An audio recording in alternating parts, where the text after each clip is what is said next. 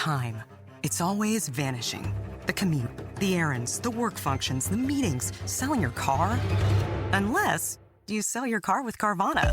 Get a real offer in minutes. Get it picked up from your door. Get paid on the spot. So fast, you'll wonder what the catch is. There isn't one. We just respect you and your time. Oh, you're still here? Move along now. Enjoy your day. Sell your car today. Carvana. Pickup fees may apply. This episode is brought to you by Marqeta. When it comes to your payments provider, you can't afford to compromise. Marqeta's modern payment solutions flex with your business without the trade-offs. Stable and agile, secure and innovative, scalable and configurable. If they say you can't have it all, don't believe them. Your business demands more. Choose a payments provider that delivers more. Choose Marqeta. Visit marqeta.com/Spotify to learn more. On August 9th of 2024, I put out an episode entitled Sonya Massey. A court case involving that incident has just concluded, so I wanted to put that back out there and see what everyone thinks about it, get everyone a refresher on what happened, and then discuss what happened in the trial. So without getting too deep into this, here's the Sonya Massey episode.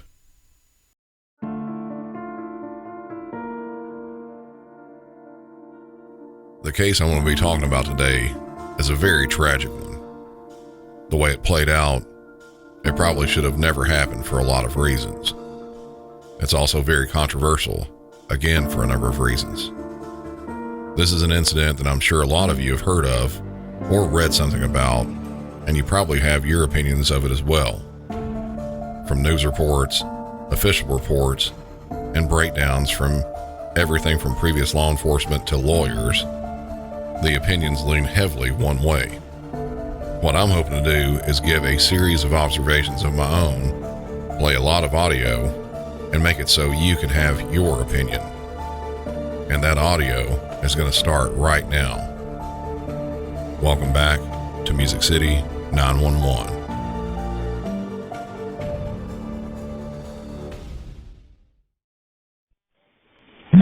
What's the address for your emergency? 2868 South Hoover Avenue. What's going on there? I keep hearing stuff on the outside of my house, and it sounds like somebody was banging on the side of my house. I don't know. Oh, could y'all come and see? And can somebody you confirm the address for me? It is 2868 South Hoover Avenue. What is your name? Sonya Massey. And your phone number? I don't know the number by heart, but I know that somebody's outside my house right now. Okay. Have you seen the person? And that's where the call ends. I'm not sure if the call dropped or the caller just hung up, but for some of the other things I'll play later, I believe she probably hung up. I played this call first to give a starting point of all the things that happened. But the thing about this is, that call was not necessarily a starting point. This was one of the last of a series of phone calls that was placed to 911, starting a couple days before this one. This caller is reporting that someone is banging on the walls of her house. Something like this, just from the way it was said, it would be somewhat of a prowler type situation. This is different than a suspicious person. A suspicious person is someone who looks odd or maybe be out of place walking down the street or something like that. A prowler is someone who is actually on your or someone else's property, possibly looking into doors or windows, or just generally doing what the name implies, prowling around. From what we heard, the person who was knocking or banging on the side of the house, it didn't seem like they were trying to get into the house. Nothing was said to indicate that was happening. And before further info was obtained, the phone call cuts off. That call came in at 12:49 in the morning, just after midnight, in Springfield, Illinois on July 6th.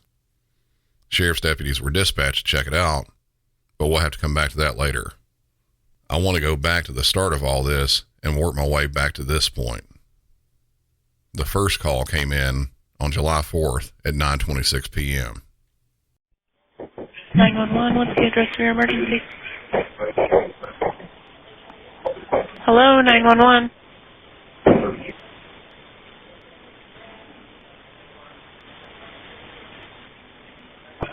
Hello, 911. Cool. I'm cool. Yeah, I'm Hello, 911.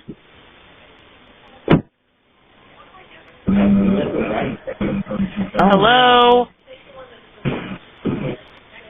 Nothing was said directly to dispatch on that call, and it was disconnected. The dispatcher calls the number back. Well, I guess we don't get that. Hello, 911. Hello?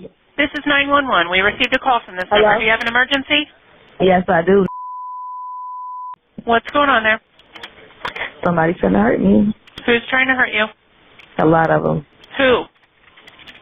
Well, never mind. Must not be the right number. That's not what I said. This time the caller hangs up. She says someone is trying to hurt her and that there were a lot of them. When questioned as to who was trying to hurt the caller, she said, "Never mind, this must have been a wrong number," before she hangs up. Deputies were dispatched to the scene, and according to the call detail log, at 9:41 p.m., an update to the log was entered that said, "Caller was hesitant and would not speak. Advised she no longer needed police." Deputies checked back in service for other calls. No action was taken. The next call came in the next day, July 5th, at 9:07 in the morning. 911, address of emergency. Okay, what's going on there? Well, my daughter is being sporadic, and she's been mentally having a mental breakdown, which is something new to me. She's not a danger to herself. She's not a danger to me. But when she gets upset, then she thinks everybody's after her. Like paranoid schizophrenic. She thinks everybody's after her. Okay, how old is she? Yeah. She's 35. What's her name? Sonya Massey. Sonya, you said? I'm just answering the question. Oh, I thought you were talking to me. I'm sorry. Hello. I'm sorry. That's okay. Her name is Sonya? Uh-huh. Okay, and what's your name? Donna. Donna, what's your phone number there?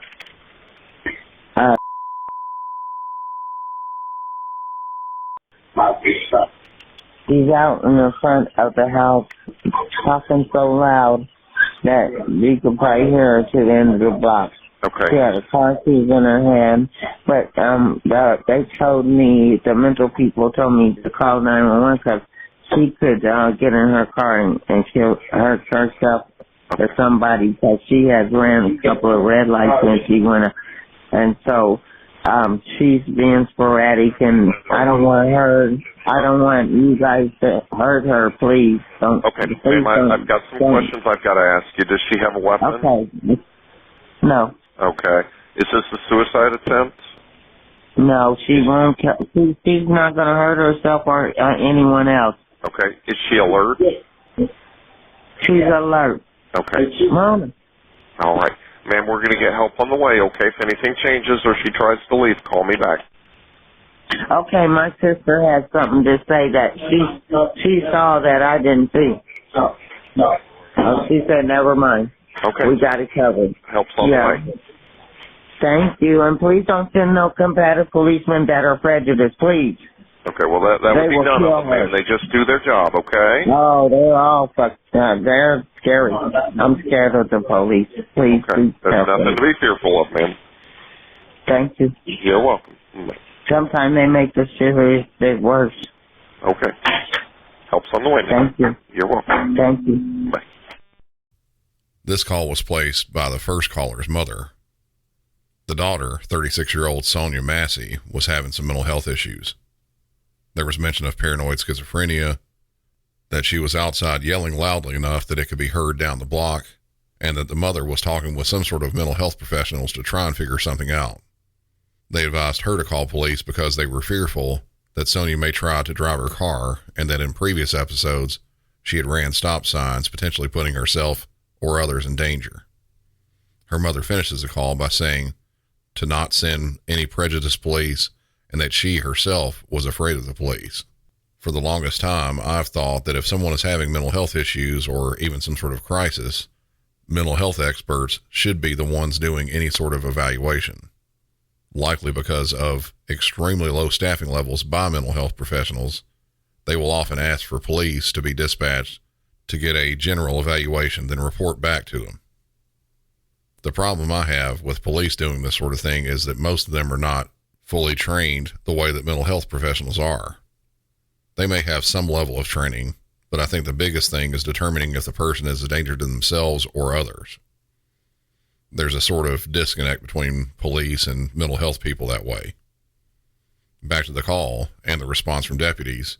A call was also placed for an ambulance to respond with the deputies in case transport to a hospital needed to happen. At 10:12 in the morning, a little over an hour after the call was placed, there was an update to the call log. It read, "Spoke with 17 and with Sonya. Sonya advised that she did not want to speak with any medical professionals or seek treatment at this time. 17 advised that Sonya was not suicidal or homicidal. Sonya also spoke with EMTs on scene and MBH, who both cleared Sonya." I'm not sure who 17 or MBH are, but I'm thinking they're probably other deputies or some sort of local mental health facility. As I said before, she wasn't homicidal or suicidal and refused any services from deputies or the medics. Nothing still could be done. A little over 2 hours later at 12:49 p.m., a phone call came to 911 again, this one lasting a little over 7 minutes. 911 address.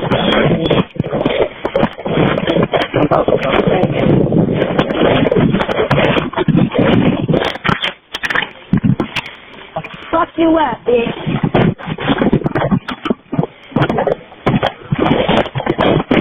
Fuck you up. I'm about to fuck you up.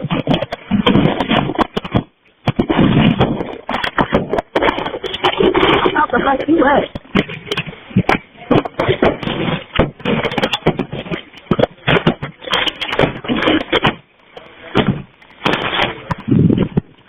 I'm about to fuck you up. You come anywhere near me, bitch. Anybody. Come here. Come here. Hey. Come here. Come here. Yeah, come here. Come here. Come here. Get your motherfucking ass out of here, bitch. Come here. Wait till you come here. Wait till you come here. If you don't let me get in this car, I'm gonna kill you, hoe. What?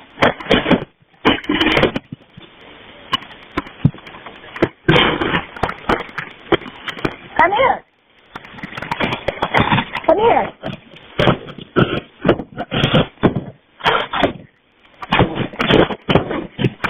Because when I get you, I'm going to kill you.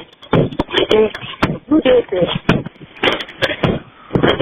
Yeah, you did.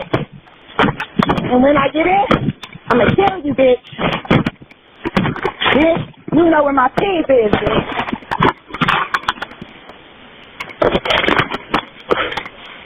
You, bitch. I'm finna get you. Bitch. Wait, bitch. Wait, bitch. You wait, bitch. Wait, bitch. Yep. You knew that my people was out here, didn't you? You didn't know that my people was out here? Huh?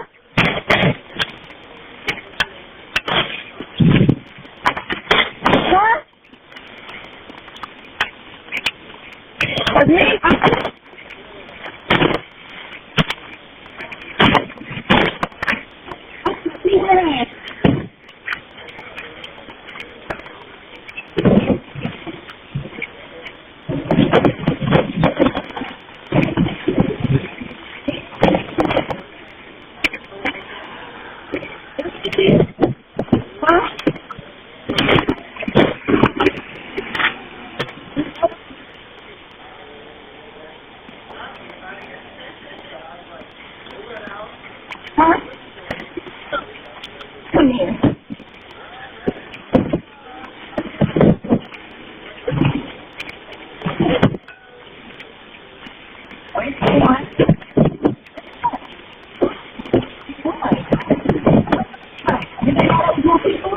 You made me break my window? Huh?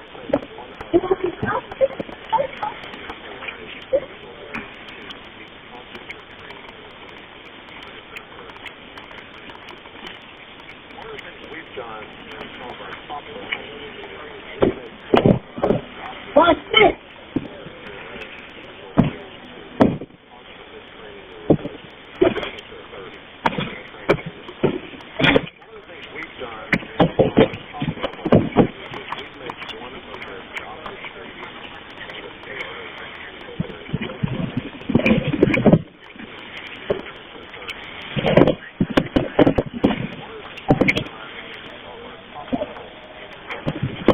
Where'd she go?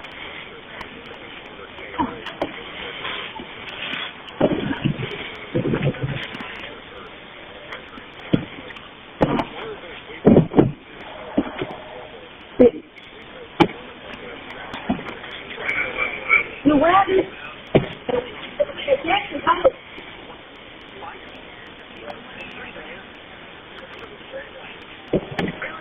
What? Google what? Because I keep hearing you, bitch.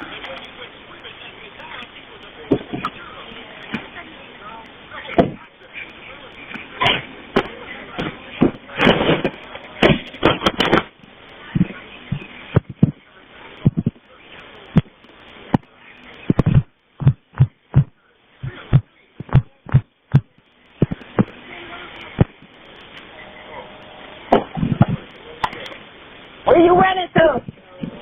You forgot. Bitch, I'm finna tear your ass up.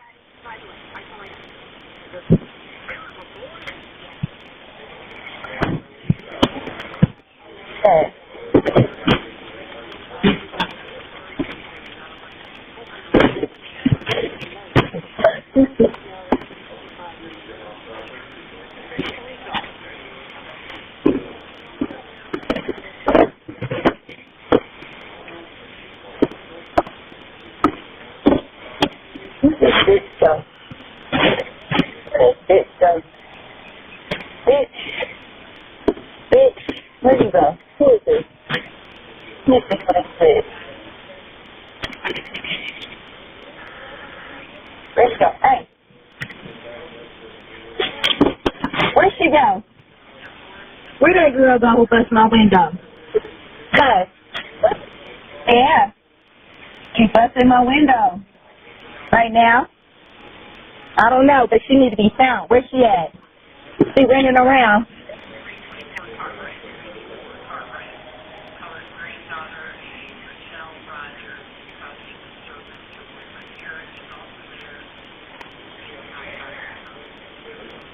Why she just bust my window? Shana. Where she at? She running around here.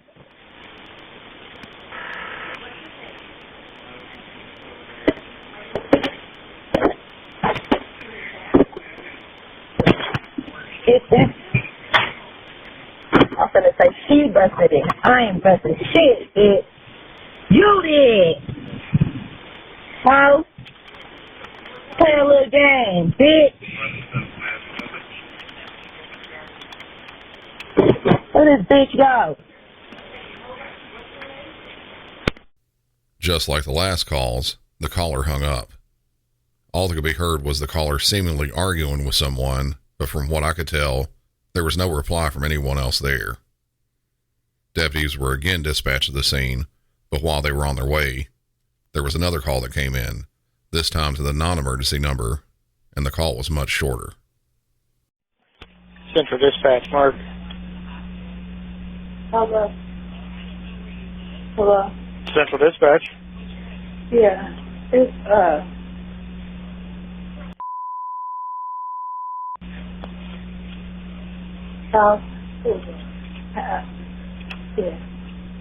Okay, I'm having a hard time hearing you. Can you speak up? No. It's Okay, I can't understand what street.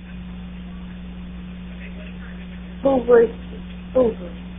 Hoover? Ow. Yes. You said Hoover? Yes. Okay, what is the problem? Man, you guys, someone come over here and get this girl. Sorry, what is the problem? This girl hit me with a brick. My neighbor. Okay. I'm hurting real bad. She's sitting. No, hold on. Hold on. Okay, and why did your neighbor hit you with a brick?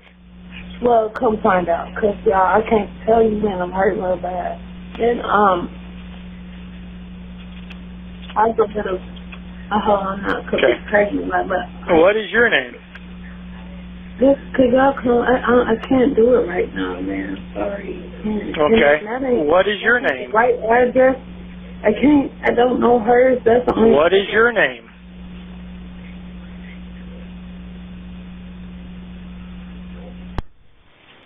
This time the caller was talking with dispatch and said someone, possibly a neighbor, hit her with a brick. She was talking very low, sometimes hard to understand what she was saying at all. Deputies arrived on the scene and found a vehicle with a busted out window. In the call log, it states that one of the units took pictures of the damage to the vehicle. It also stated that there were conflicting stories as to how the vehicle got damaged. Later, it looks like Sonya was transported to a hospital for mental health issues. She was escorted in by deputies, and one of them spoke to her about what's been going on. The narrative in the call log reads as follows. I spoke to Sonya at the hospital. She appeared to be having some 1096 issues. She stated a neighbor came over to her house and began causing problems and broke her front driver's side window with a brick. Sonya then admitted to breaking her own window on the back driver's side in an attempt to get into the car to get away. She was unable to get in through the back, so she ripped out the driver's side window in order to gain entry into the vehicle. Sonya had some minor scrapes, which she stated were from reaching in through the broken windows. Sonya said she had recently been released from a mental hospital in Granite City, and she showed me paperwork from Mobile Crisis, which was dated 7/3. She also stated she was out with Mobile Crisis and City Police today, who attempted to run her off the road. Sonya was going to seek medical treatment for her injuries. So from that, it sounds like she was only going to be treated for the scrapes she had, then leave the hospital. That brings us back up to the original call.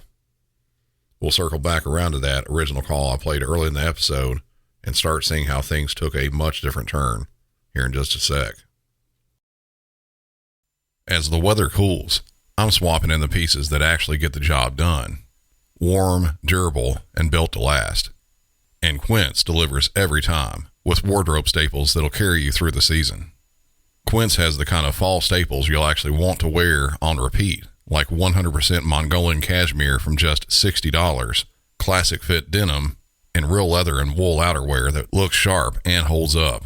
I actually did a bit of a fire and ice mix when I picked up one of those 100% Mongolian cashmere sweaters, which is super warm and soft, along with a pair of their 100% silk boxers to keep my underbits nice and cool. And their selection doesn't stop there. They carry an extensive line of high-quality travel items, incredible-looking furniture, and men's and women's wear, and beyond. Layer up this fall with pieces that feel as good as they look. Go to quince.com/MC901 for free shipping on your order and 365-day returns. Now available in Canada too. That's QUINCE.com/MC901. Free shipping and 365-day returns. Quince.com/MC911. This episode is brought to you by LifeLock. It's Cybersecurity Awareness Month, and LifeLock has tips to protect your identity. Use strong passwords, set up multi-factor authentication, report phishing, and update the software on your devices. And for comprehensive identity protection, let LifeLock alert you to suspicious uses of your personal information. LifeLock also fixes identity theft, guaranteed or your money back. Stay smart, safe, and protected with a 30-day free trial at LifeLock.com/podcast. Terms apply. I turned off news altogether. I hate to say it, but I don't trust much of anything. It's the rage bait. It feels like it's trying to divide people. If we got clear facts, maybe we can calm down a little. NBC News brings you clear reporting. Let's meet at the facts. Let's move forward from there. NBC News, reporting for America. Up till now, we've listened to a series of 911 calls, mostly from Sonya Massey herself, and one from her mother that came in over the course of 2 days, starting at 9:26 p.m. on July 4th and ending on July 5th at 12:57 p.m. The last update from the deputies at the hospital where Sonya was checked in at was at 2:26 p.m. This brings us to the early morning hours on July 6th at 12:49 a.m. with the call we heard earlier on at the start of the episode. I'm going to play it again since it's only just over 40 seconds long. 911, what's the address for your emergency? 2868 South Hoover Avenue. What's going on there? I keep hearing stuff on the outside of my house, and it sounds like somebody was banging on the side of my house. I don't know. Oh, could y'all come and see? And can you confirm the address for me? It is 2868 South Hoover Avenue. What is your name? Sonya Massey. And your phone number? I don't know the number by heart, but I know that somebody's outside my house right now. Okay. Have you seen the person? We have discussed that call. It starts out as a normal sounding call, someone calling for a possible prowler, but then disconnects at the end before any suspect info is able to be obtained. One more call was placed from the phone, but there was no conversation during the 15-second call. That call came in just as deputies arrived on the scene. The next bit of audio that we have comes from one of the two deputies' body-worn cameras. I'm going to break up the audio into two segments. The first is a little over 5 minutes long. This is when the officers get to the house and start knocking on the door. There's a couple minutes where there's no one answering the door, and normally I would just cut some of that audio out, but I want to play it so you can hear some of the talk the officers are doing as they wait. The door is finally answered a couple minutes into the audio.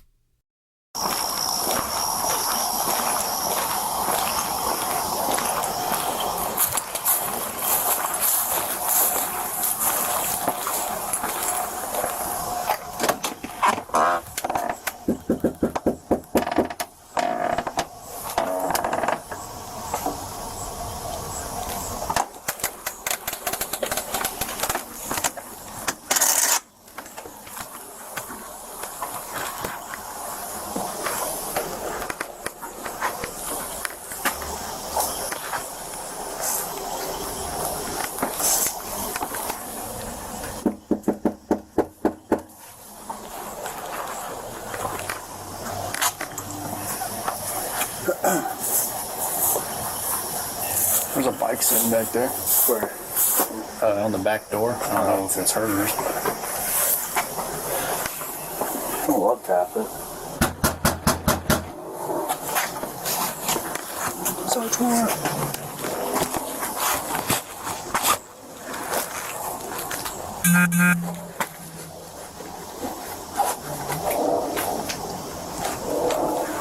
The reason I was 319 to contact her is because someone threw a brick to her car. You want to try and call her 17 back here and let her know we're out front?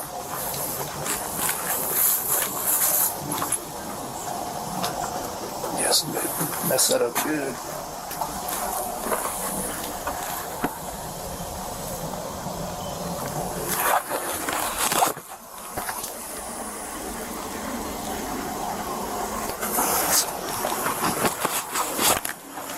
I hear the phone ringing.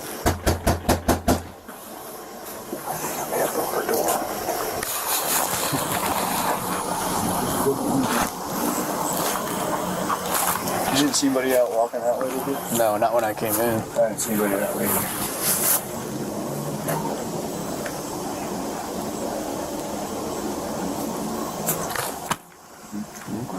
I hear her phone ringing and she's refusing to come to the door, so we're about to go 10-8.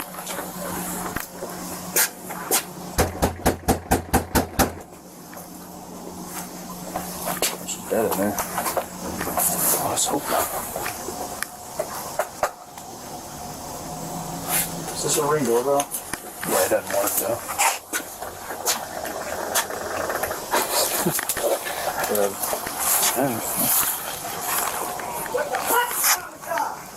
Sheriff's Office.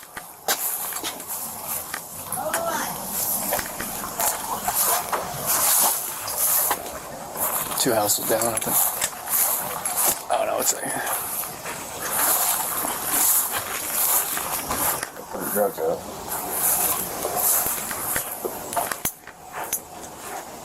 Go ahead.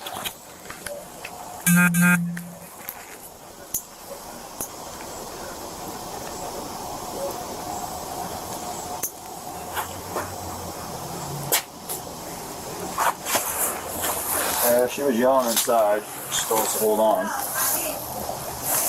You come in the door or not? Alright, hurry up. Top town, bud.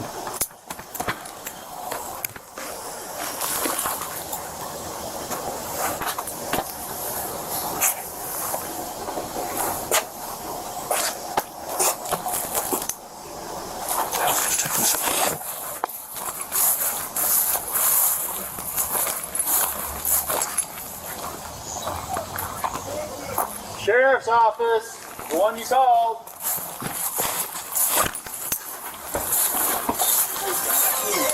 Somebody is out here and I need to go help. Please don't hurt me, y'all. Oh, we hurt you. You called us. Okay, We're not please. So what'd you hear? Somebody keeps outside my house, y'all. Please, Is this your car over here? please, God, please, God, please. Is this your car over here? Oh. Please, God. That's not your black car in the driveway? Oh, well, we checked your yard. We walked around the whole block. We didn't see anybody. Right, you know, we don't. We checked the whole area. There's nobody out walking around. I know, y'all. Please, God, please, God. I'm trying to get help, y'all, but What do you need help with? nothing. I just, please, God, please, God, please. I don't know what to do. Do with what? Huh? What do you need help with? Nothing. I just wanted to see if y'all could help me. What do you want help with? Huh? What do you want help with? I heard somebody outside. Yeah, we checked your house. We checked your backyard. I walked all the way through all these backyards. We checked your front yard. We didn't see nobody. Yeah, nobody's out here. You didn't see anybody? Nope. Nope. We checked the whole area. Okay. What took you so long to answer the door? Oh, I was trying to put on some clothes, sir. I'm sorry. I was trying to get... I got you. All right. Is there anything else we can do for you? Huh? Is there anything else I can do for you? No, sir. Okay. Okay. All right. That really should have been the end of all of this. Deputies were called to check for someone around the house. After making contact with the caller and advising no one is there, that probably should have been it. But the audio continues and things go downhill from there. But it's not something that even gradually works its way down like that. It jumps to an extreme in seconds. You'll hear in this bit of audio, also around 5 minutes long, where officers begin asking her about her mental health, then inquire further about the vehicle parked in the driveway. One deputy goes inside the house with Sonya, and the other is outside checking the license plate to see who owns the car. After finding out it is her car, he joins the other deputy inside the house. You doing all right mentally? Yes. Sure? My medicine and stuff. All right. Okay. I love y'all. Thank y'all. All right. That's not your black car, though. The SUV? Whose is it? You don't know? Someone just parked it in your driveway? They brought it to my driveway. And just left it? Yeah, let's run that. Yeah. 19, I got a 20 clear. Does anyone else live here with you? Somebody else. David Mary 43556. You got a name? You got an idea or something? Take your name real quick. Catch this. See who we spoke to. Okay.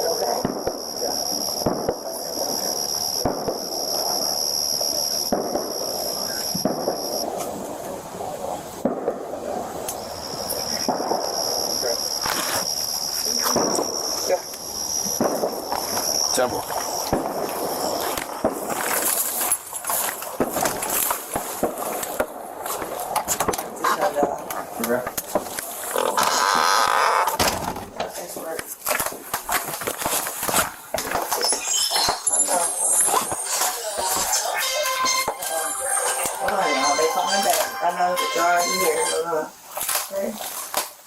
Hello? Yeah, I need, I got the sheriff department here, but I was calling for help from y'all. Okay, are you They're here in my house right now. Okay, I'll let you go. You can talk to them. No, hold on. Wait a second, sir. You can hang up, Codwell. It's good. For what? You're there with the deputy, correct? No, hold on, okay? You can hang Hold up. on for what? Just 1 second, okay?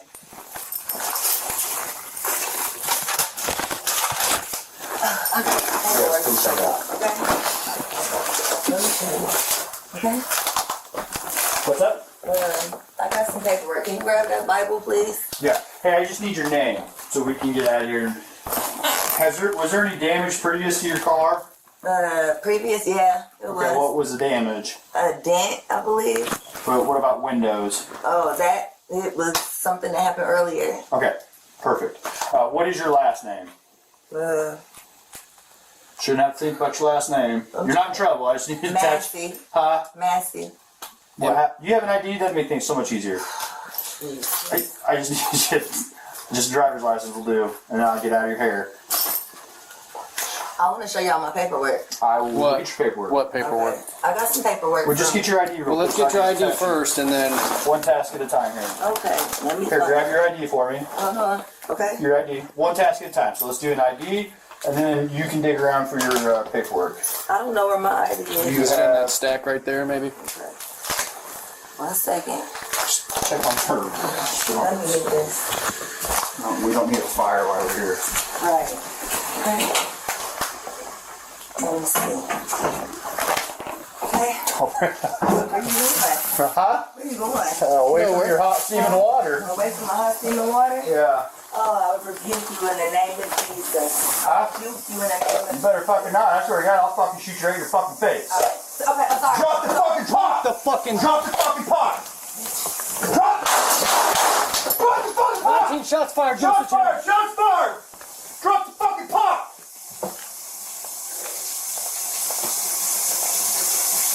Bring EMS now. We got a headshot wound to the female. Headshot wound to the female. 1078. Fuck. I was on. I'm gonna go get my kit. No, your headshot, dude. She's done. You can go get it, but that's a headshot. God damn it. God, fuck. Dude, I'm not taking fucking boiling water to the fucking head. Hey, look, it fucking came right to our feet, too. God damn it. Fuck. God damn it. You good? I'm good. You good? Yeah, I'm good. What's her got? Let her fucking just... God. Isn't that what you do, man? Fuck.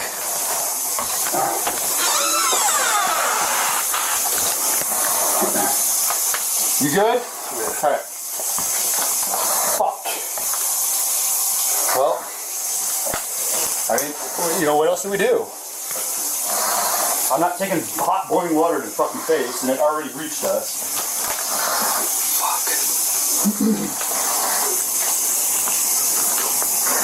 They got a 52 en route? Yeah, 1078. The first time I watched this video, I immediately thought there was no reason for any of this to happen. It looked like one of the deputies shot her for no reason at all. I have since watched that bit of the video now dozens of times, trying to figure out what happened that made them draw their weapons, and one of them fire his weapon. At the end of that, one of the deputies is saying he didn't want to take a pot of boiling water to the face.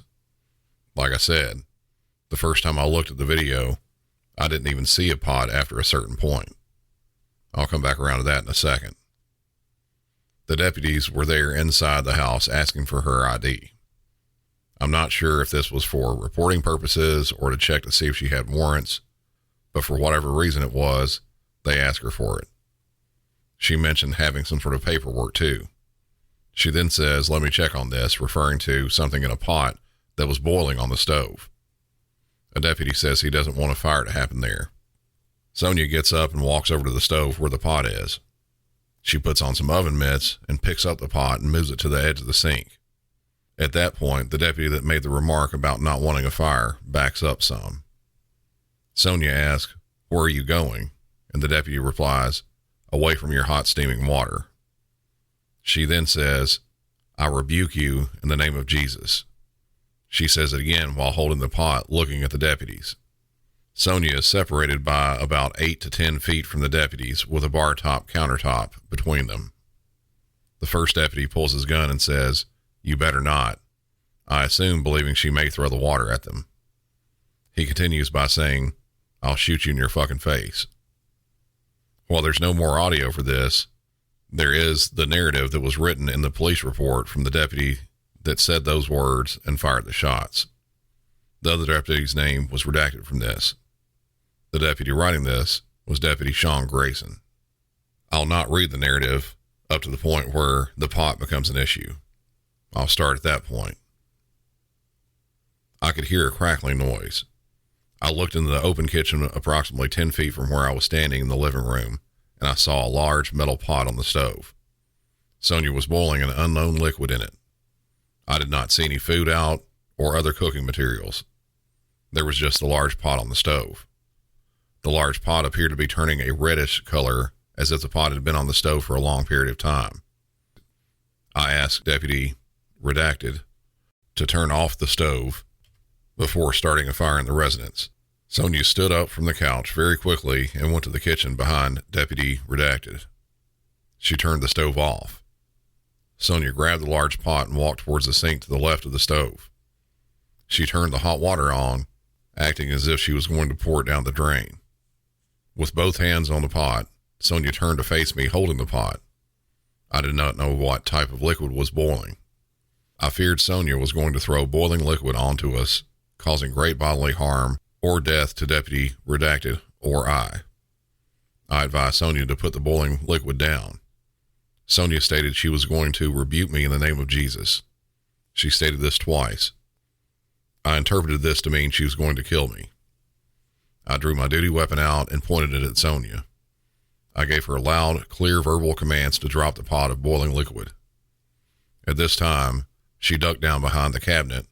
I approached the cabinet to keep a visual on Sonya to ensure she did not grab any other weapon. As I approached the cabinet, Sonya stood up from the crouched position, grabbing the pot, raising it above her head, and throwing the boiling substance at me. I was in imminent fear of getting boiling liquid to my face or chest, which would have caused great bodily harm or death. I fired my duty weapon in Sonya's direction. Skipping across a little bit, he then says, I looked down at my feet and observed the boiling liquid to have hit my boots, and I observed steam coming from the cabinet area and liquid on the floor of the kitchen. I read this after watching the video at full speed a couple of times on my cell phone. I watched it again on my computer screen, which is a 42-inch TV. At full speed, everything happened so fast, I still didn't see anything. I continued watching over and over again, trying to see if Deputy Grayson's narrative fit what was happening. I just wasn't seeing it. That wasn't until I got back on my phone and remembered I can zoom in on the video as well as slow it down. At a quarter of the regular speed and zoomed in directly to Sonya, as Deputy Grayson draws his gun on Sonya, she holds her hands up, saying she's sorry. Her hands still have the oven mitts on them. She then looks like she goes down to the ground, kneeling on it. That's when on the zoomed in and slowed down video, I saw something. After she kneeled to the ground, she partially stood back up and grabbed the pot. At one point, you can clearly see her holding the pot and throwing it and its contents. That happened before the shots were fired. The pot landed in a chair about 2 or 3 feet from the deputies. The hot water from the pot was seen steaming in that chair and on the floor right at their feet. I'm saying this just to say his narrative matched what happened. Initially, I would think this is a justified shoot. If you were to simply base it on these actions, and only these actions, it seems like that would be the case. I'll post links to the video and screenshots of what I saw in the Facebook discussion group and on Patreon so you can see it all. But, there is a but. A lot of them. A lot of things happened that shouldn't have happened that night.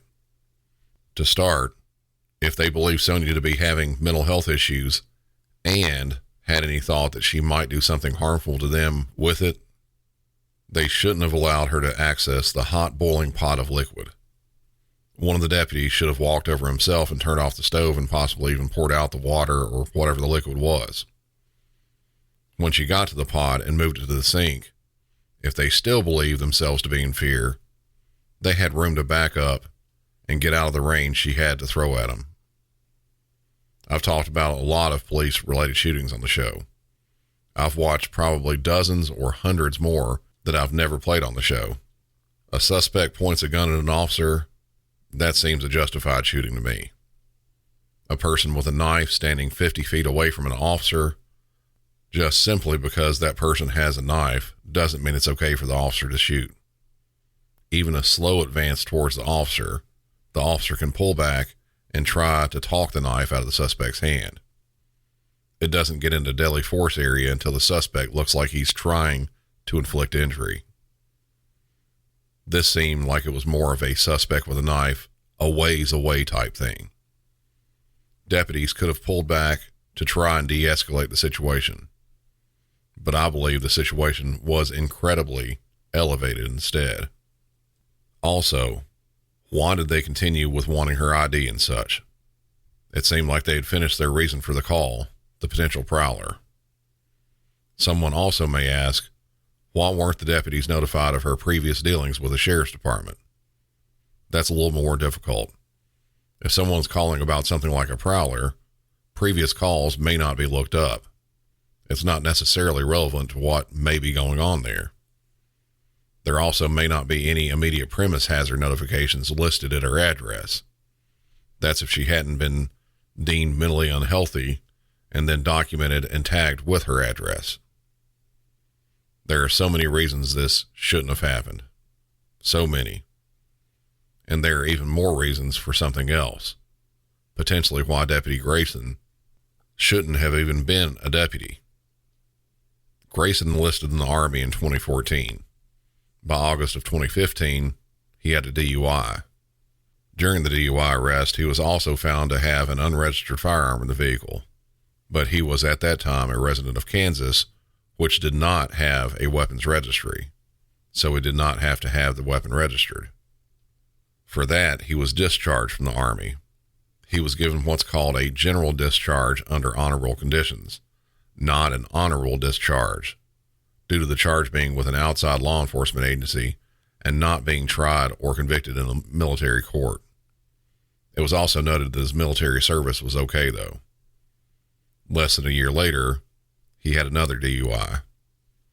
Another potential red flag for employment with that sheriff's department. He had been with 6 other policing agencies in a span of 4 years, 3 of those being part-time. He had some problems while he was at a couple of those. One time he was engaged in a pursuit, and when ordered to stop pursuing, he continued and then hit a deer at over 110 miles an hour. He also had problems processing evidence, having left items laying around in the office. Another more serious potential infraction was a complaint of misconduct on 2 separate occasions, one of which was during a drug arrest. A woman had admitted to concealing drugs in a body cavity, and Grayson handed her a rubber glove and said she had to remove the drugs in front of him as well as another male officer. She didn't want to do that, and she was transported to a hospital so they could remove it. The female suspect was behind a curtain when the drugs were being removed, and Grayson walked through the curtain during the procedure. After the shooting of Sonya and a review by Illinois State Police, Deputy Sean Grayson was arrested on 3 counts of first-degree murder, aggravated battery with a firearm, and official misconduct. I believe the 3 counts of first-degree murder come from each one of the bullets he fired. As to your opinions I was talking about early in the episode, there are a few you may need to think about. Do you think this was murder? And if so, do you believe in a trial setting a jury will also agree it was murder? Or do you feel this was a justified shooting because he was in fear of bodily harm or death?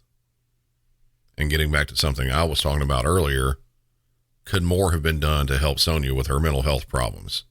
Hopefully by actual mental health professionals. As to my opinion on all this, the easiest thing for me to say, or actually maybe the most difficult, my answer I don't know. I'm not versed in Illinois state law or their department policies. But one thing I will share my opinion on, though, could this have all been prevented? I'm right at about 100% in the yes category for that. I believe absolutely this could have been prevented.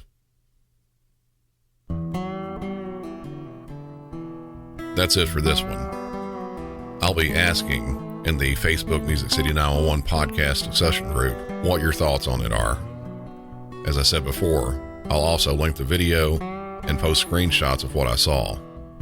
I do believe that this is something that definitely will be discussed.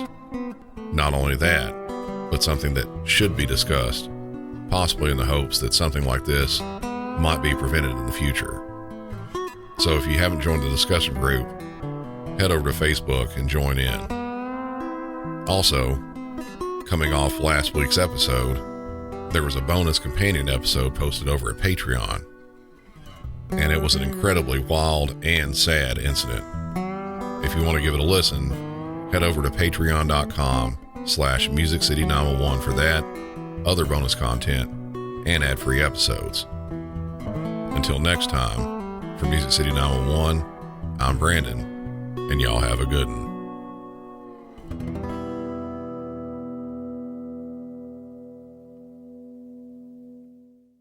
Anyone can follow. It takes something special to be an original, which is why the 2025 Lincoln Navigator SUV arrives with new ways of surrounding you in luxury, including the ultra-wide 48-inch panoramic display and the multi-sensory Lincoln Rejuvenate experience. A true original never stops evolving. So meet the 2025 Navigator, the original that's all new and better than ever. Learn more at Lincoln.com. Lincoln and Navigator are trademarks of Ford or its affiliates. Since all this has happened, the family of Sonya Massey has sued the county, but settled out of court for $10 million. They've also urged lawmakers to require more transparency for the candidates of law enforcement jobs. In May of this year, the Illinois House passed the Sonya Massey bill doing just that. In July of 2024, a grand jury was called and indicted Deputy Sean Grayson of 3 counts of first-degree murder, 1 for each bullet he fired, 1 count of aggravated battery with a firearm, and 1 count of official misconduct. With the first-degree murder, under that charge, he could have potentially served a life sentence. During the trial, which started on October 22nd, both him and Deputy Farley testified they were in fear for their safety because of the boiling pot of water. They could see the bottom of the pot was red in color, indicating its temperature. The trial lasted until October 29th, with various expert witnesses being called. Grayson's defense attorney urged the judge to include an option for second-degree murder to the jury instructions before their deliberation. That is something that courts in Illinois can and have done, add the potential for other charges that might be more fitting of the crime. For this one, under Illinois state law, second-degree murder applies when a person kills another believing they are acting in self-defense, but that belief is unreasonable. The jury, made up by 6 women and 3 men, deliberated for around 11 hours before returning their verdict: guilty of second-degree murder. That charge can carry a sentence of 4 to 20 years or probation. Grayson is scheduled to be sentenced on January 29th. I didn't want to just put this episode out this week, so I've added a mini episode detailing a truly tragic crime. Be looking for that in your podcast feed. And until next time, for Music City 911, I'm Brandon, and y'all have a good one.